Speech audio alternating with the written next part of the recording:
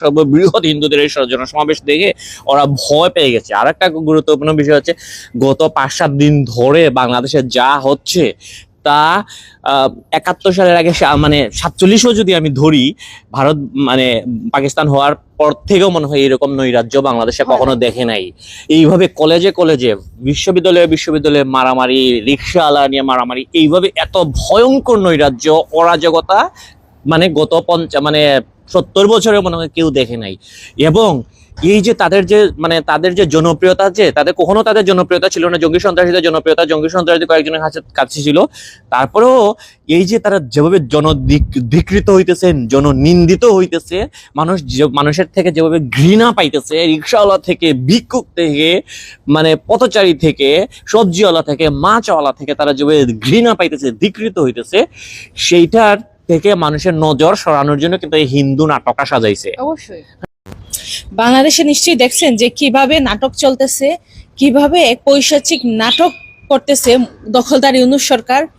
কি মনে হয় এই যে দখলদার ইউনূস সরকার নাটক করতেছে, এই নাটকের নেপথ্যে বা এই নাটকটা তারা কিভাবে সাজিয়েছিল, কি মনে হয় গত 1 মাসের প্ল্যান কিভাবে এখন এক্সিকিউট করছে সেটা কি দেখতে পাচ্ছেন? আপনার কি মনে হয় যে 1 মাস আগে কারো বিরুদ্ধে রাষ্ট্রদ্রোহিতার মামলা দেয়া হলো এবং সেই 1 মাস পর গিয়ে তাকে গ্রেফতার করা হয়েছে? যদি রাষ্ট্রদ্রোহিতার মামলা দেয়া হয় তাহলে 1 মাস পর কেন গ্রেফতার করা হবে? তাহলে তো সে তো দেশেই ছিল, তাই না? উনি তো দেশেই ছিল, চিন্ময় কৃষ্ণ দাস দেশেই ছিলেন না? হ্যাঁ, প্রথমত হচ্ছে সে যে রাষ্ট্রদ্রোহিতা করছে সেটা প্রমাণ কি, রাষ্ট্রদ্রোহিতার সংজ্ঞাটা কি, সে যে রাষ্ট্রদ্রোহিতা করছে সেটার প্রমাণটা কি? রাষ্ট্রদ্রোহিতার যদি সে তার নামে যে পতাকা লাগাইছে বা পতাকা টানানোর কথা বলে যে রাষ্ট্রদ্রোহিতার কথা বলা হইতেছে, সেটা তো একটা ভুয়া কথা, তাই না? সে তো বাংলাদেশেরও পতাকা লাগায় নাই, মানে কে বা কারা লাগাইছে সেটা তো জানি না, কিন্তু সেটা তো রাষ্ট্রদ্রোহিতা হইতে পারে না। রাষ্ট্রদ্রোহিতা আর মামলা করার জন্য সাধারণত জানি রাষ্ট্র মন্ত্রণালয় বা রাষ্ট্র থেকে অনুমতি নিতে হয়। যাই হোক, তো আমাদের চোখের সামনে দেখলাম যে শত শত হাজার হাজার রাষ্ট্রদ্রোহী সন্ত্রাস বসে আছে, সামনে ঘোরাফেরা করতেছে। ইউনূস নিজেই তো একটা রাষ্ট্রদ্রোহী, এই মামলার আসামি বলা যায়। তার যে উপদেষ্টা মন্ডলী আছে, এরা তো ভয়ঙ্কর ধরনের রাষ্ট্রদ্রোহিতা করে বসে আছে। তার আশপাশে যারা আছে, উপদেষ্টা মন্ডলী যারা আছে, তাকে যারা প্রত্যক্ষ বা পরোক্ষভাবে যারা সাপোর্ট দিতেছে, টেলিভিশন টক শোতে আইসা যারা তার দূষররা যারা সাপোর্ট দিচ্ছে, তারা প্রত্যেকটাই তো রাষ্ট্রদ্রোহিতার অভিযোগে অভিযুক্ত হয়ে বসে আছে, তাই না? তার মানে তার চতুর্দিকে হচ্ছে রাষ্ট্রদ্রোহিতার ভয়ঙ্কর, ওগুলো হচ্ছে রাষ্ট্রদ্রোহিতা। ইউনূসের তো কোনো ক্ষমতা নাই, সে তো দখল করে বসে আছে। এই সংবিধান অনুযায়ী কোনো অন্তর্বর্তীকালীন সরকার কোনো কিছুই তো নাই, তাই না? সুতরাং সে নিজেই তো রাষ্ট্রদ্রোহিতা করতেছে। সে নিজেই তো রাষ্ট্রদ্রোহী মামলা। অর্থাৎ এখন যদি বাংলাদেশে যদি কোনো ভালো কোনো মানুষের সরকার প্রতিষ্ঠিত হয়, কোনো মুক্তিযুদ্ধের পক্ষের কোনো সরকার প্রতিষ্ঠিত হয়, তাহলে তো এই যে তার উপদেষ্টা মন্ডলী আশপাশে যারা আছে, প্রত্যেকটা হচ্ছে ফাঁসির কাজটা তাদেরকে ঝুলতে হবে এবং গ্যারান্টেড এইখান থেকে বেঁচে আসতে পারবে না। রাষ্ট্রদ্রোহিতা যারা করছে, এই যে ডক্টর সার্ভিস আলম, ডিম হাসনাত থেকে শুরু করে যে উপদেষ্টা পরিষদ এবং মবন্নয়ক যারা আছে, মানে মবের মুল্লুকের যারা কমান্ডার, অর্থাৎ গণপিটুনি বাহিনীর যে কমান্ডার গুলো আছে, এই নাহিদ, হিজবুতি, মাহফুজ থেকে শুরু করে যারা আছে সমন্বয়ক, এরা প্রত্যেকটা হচ্ছে মানে এদেরকে ফাঁসির কাজটা ঝুলতে হবে, এইখান থেকে বের হওয়া আসা যাবে না। এবং তারা নিজেরা রাষ্ট্রদ্রোহিতা করতেছে, মিনিটে মিনিটে রাষ্ট্রের মানে আইন মানতেছে না, সংবিধান না মেনে ক্ষমতায় জোর করে বসছে। তারা এসে রাষ্ট্রদ্রোহ মামলা দিছে, তাও কি এই পতাকা টানানোর কথা বলে। কিন্তু আমরা দেখেছি যে এই জুলাইয়ে পতাকা কিভাবে পতাকার কথা যদি বলতে আসে, আমরা দেখছি যে এই যে মোল্লারা, এই উগ্রবাদী মোল্লারা দেখছি যে জাতীয় পতাকার উপর দাঁড়িয়ে নামাজ পড়তেছে, জাতীয় পতাকা মাটিতে ফেলে দিয়ে সেইখানে জঙ্গি গোষ্ঠী আইএস, আল কায়েদা, তালেবানিদের পতাকা উড়াইতেছে। আরো এরকম যদি সত্যি যদি রাষ্ট্রদ্রোহিতার কথা বলতেই হয়, তাহলে তো তাদের চোখের সামনে হাজার হাজার উগ্র মৌলবাদী মোল্লা গোষ্ঠী আছে যাদেরকে রাষ্ট্রদ্রোহিতার মামলায় আনা যাবে। ইসকনের ইয়েকে আনার কারণ হচ্ছে কি, ইউনূস বাহিনী তারা চাইতেছে দেশের মধ্যে একটা যুদ্ধ বাঁধাইতে, মানে যুদ্ধ লাগাইতে।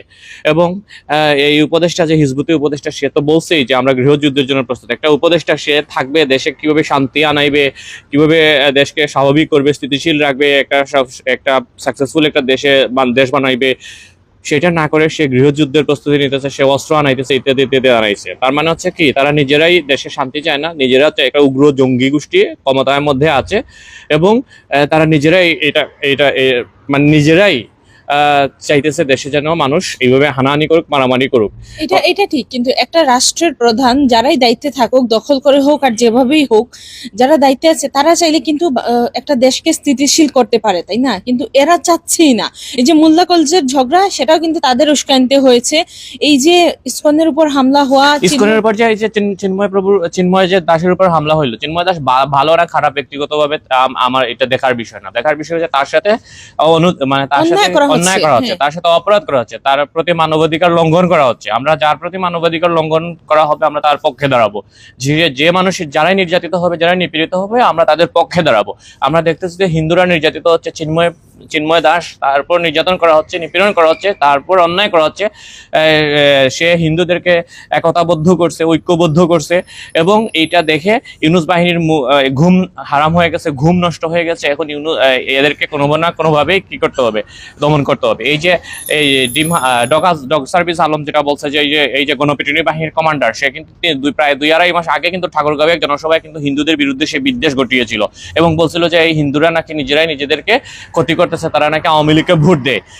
সেদিনই আমরা বুঝতে পারতেছিলাম যে আওয়ামী লীগের হিন্দুদের উপর একটা নির্যাতন নেমে আসছে, একটা দমনপীড়ন নেমে আসতেছে, এবং সেটার কিন্তু ফলশ্রুতিতে। এবং এই যে আইনজীবীকে হত্যা করেছে, আইনজীবীকে কারা হত্যা করছে? জুলাই আগস্টে যারা মেটিকুলাসলি ডিজাইন আন্দোলন করেছিল তারাই কিন্তু হত্যা করেছে। এটাও একটা মেটিকুলাস ডিজাইন, একটা সুপরিকল্পিত আন্দোলনের অংশ হিসাবে কিন্তু তারা আইনজীবীকে হত্যা করছে। কারণ তারা চেষ্টা করতেছে যে হিন্দুদেরকে জঙ্গি তাও তকমা দিতে, ইসকনকে জঙ্গি তকমা দিতে, কিন্তু তারা পারতেছে না। কারণ পৃথিবীর মধ্যে দেখা গেছে যে বর্তমান বিশ্বে দেখা যাচ্ছে যে হিন্দুরা, বৌদ্ধরা, খ্রিস্টানরা হচ্ছে, দেখা গেছে যে সবসময় তারা কি থাকে, তারা হচ্ছে একটা শান্তিপ্রিয় মানুষজন, তারা এই উগ্রবাদ, জঙ্গিবাদ এগুলোর বিরুদ্ধে থাকে। আমরা বেশিরভাগ ক্ষেত্রে দেখেছি, এবং বাংলাদেশের ক্ষেত্রে তো অবশ্যই হিন্দুরা সবসময় শান্তিপ্রিয় ছিল, সবসময় শান্তিপ্রিয় ছিল। মানে উগ্রবাদী যারা আছে, যে হেফাজতে ইসলাম থেকে শুরু যারা 71-এ পরাজিত শক্তি, তারা সবসময় দেখছি যে বাংলাদেশে কি করছে, এইগুলা করছে, বাংলাদেশটাকে একটা উগ্র মৌলবাদী রাষ্ট্রে, ব্যর্থ রাষ্ট্রে পরিণত করার চেষ্টা করছে। 2001 সাল থেকে 2006 সাল পর্যন্ত আমরা দেখেছি বাংলাদেশে কিভাবে জঙ্গিবাদের উত্থান হয়েছিল। একেবারে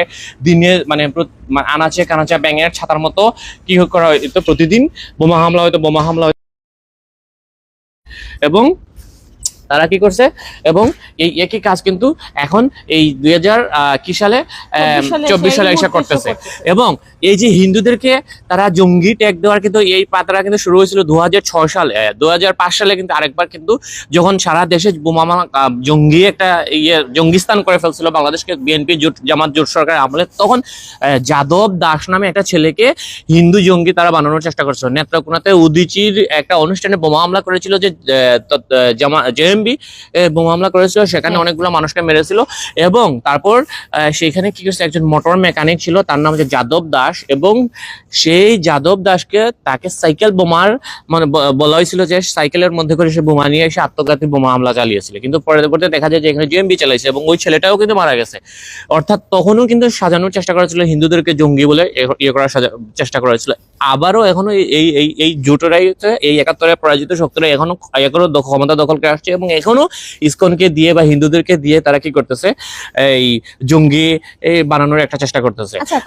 নাম্বার 2 বলে নি, নাম্বার 2 হচ্ছে কি, তারা এখন যেটা করতেছে, এই যে হত্যাটা করা হলো, আইনজীবীকে হত্যা করা হয়েছে, আমরা জানি জুলাই আগস্টে কি হয়েছে, মেটিকুলাসলি ডিজাইনের মাধ্যমে তারা এই জঙ্গি সন্ত্রাসীরা কিন্তু ছাত্রদেরকে হত্যা করেছে, সাধারণ মানুষকে হত্যা করেছে, এবং সেই দায় কিন্তু আওয়ামী লীগের উপর চাপিয়ে দিয়েছিল।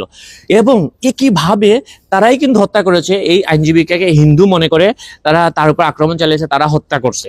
হত্যা করে কিন্তু এটা দোষটা কিন্তু আওয়ামী লীগ হিন্দুদের উপর চাপাইছে, ইসকনের উপর চাপাইছে, আওয়ামী লীগের উপর চাপাইছে। এবং তারা কে মানে ধরলাম সাধারণ মানুষ বা উগ্রবাদী যেগুলো যারা আছে, এদের মন মস্তিষ্ক নাই, এরা চিন্তা করতে পারে না। যারা সরকারে আছে তারা কিভাবে বলে যে এটা হিন্দুরা করছে, এটা জঙ্গিরা করছে, তাদের কাছে কি প্রমাণ ছিল? আমরা আগের আমলেও দেখছি যে কোনো ঘটনা ঘটলে বলতো যে বিরোধী দল করছে, বিএনপি করছে, এই করছে, সেই করছে। এই দখলদারের আমলে দেখলাম যে কোনো কিছু হইলে বলতেছে আওয়ামী লীগ করতেছে, ছাত্রলীগ করতেছে, হ্যাঁ, কিছুকে ধরতেছে, কয়েকজনকে ধরতেছে, ধরে বলতেছে এরা হচ্ছে ছাত্রলীগ, এরা হচ্ছে আওয়ামী লীগ। মানে কি ভয়ঙ্কর একটা জিনিস। আমি এটা বলে দিই, এটা বারবার বলবো যে একদিন তো মানে এই দিন তো আর শেষ দিন না, তাই না? একদিন কিন্তু এগুলা সব ফাইন্ড আউট করা হবে, এবং প্রত্যেকটাকে কিন্তু ফাঁসির কাস্টে ঝুলতে হবে। এইটা আমরা কখনো কোনোভাবে কিন্তু ভুলবো না।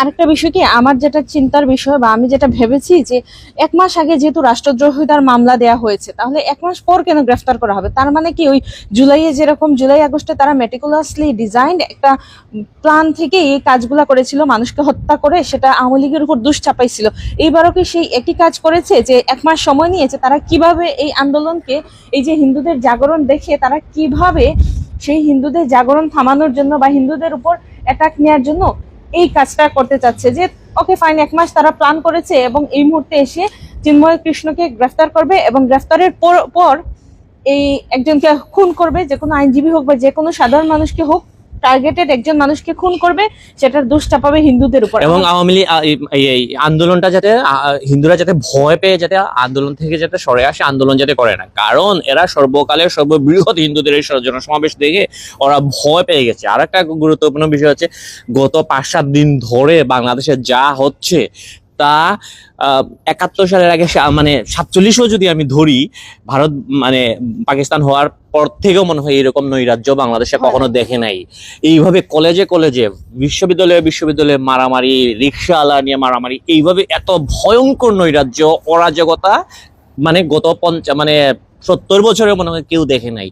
এবং এই যে তাদের যে জনপ্রিয়তা, যে কখনো তাদের জনপ্রিয়তা ছিল না, জঙ্গি সন্ত্রাসীদের কয়েকজনের কাছে ছিল, তারপরেও এই যে তারা যেভাবে জনধিকৃত হইতেছে, জননিন্দিত হইতেছে, মানুষের থেকে যেভাবে ঘৃণা পাইতেছে, রিক্সাওয়ালা থেকে, ভিক্ষুক থেকে, মানে পথচারী থেকে, সবজিওয়ালা থেকে, মাছওয়ালা থেকে, তারা যেভাবে ঘৃণা পাইতেছে, ধিকৃত হইতেছে, সেইটার থেকে মানুষের নজর সরানোর জন্য কিন্তু এই হিন্দু নাটকটা সাজাইছে। অবশ্যই হ্যাঁ, কিন্তু আমরা জানি তোমরা কোন হিন্দু নাটক সাজাইতেছো, এইগুলা করে কিন্তু পার পাইবা না। আমি প্রত্যেকটা হিন্দুদেরকে বলবো যে আপনারা ভয় পাবেন না, আপনারা রাস্তায় নামেন, প্রতিরোধ করে মরে যান। প্রতিরোধ না করে ঘরে যদি লুকায়া থাকেন, চিপাচাপা যদি লুকায়া থাকেন, এইভাবে মনে করেন এটা মানুষের জীবন না, মইরা যান, রাস্তায় গিয়ে মইরা যান। আপনারা আপনারা যদি আইনজীবীকে না মেরে, তাদের গায়ে হাত না তুলে, যদি আপনাদের উপর জঙ্গি তকমা দেয়, এবং আজকে দেখলাম যে এই যে সার্ভিস আলম দেখলাম যে হিন্দুদেরকে স্পষ্ট হুমকি দিচ্ছে যে হিন্দুদেরকে তারা মারবে, হিন্দুদেরকে নিধন করবে, তারা এটা বলতেছে, হিন্দুদেরকে উগ্রবাদী তকমা দিয়ে সেই করতেছে। সুতরাং আপনারা যদি কিছু না করে যদি আপনাদেরকে এই উগ্রবাদী তকমা খাইতে হয়, আপনাদেরকে আন্দোলন করে, আপনাদেরকে হত্যার হুমকি দেয়, তাহলে আপনারা কেন ঘরে বসে থাকবেন? মরেন, রাস্তায় গিয়া মরেন, মানুষের মতো মরেন, কুত্তার মতো মরার দরকার নাই, চিপা বিড়ালের মতো মরার দরকার নেই। মরলে মানুষের মতো করে মরেন, বেঁচে থাকলে মানুষের মতো করে বেঁচে থাকেন। Bye bye.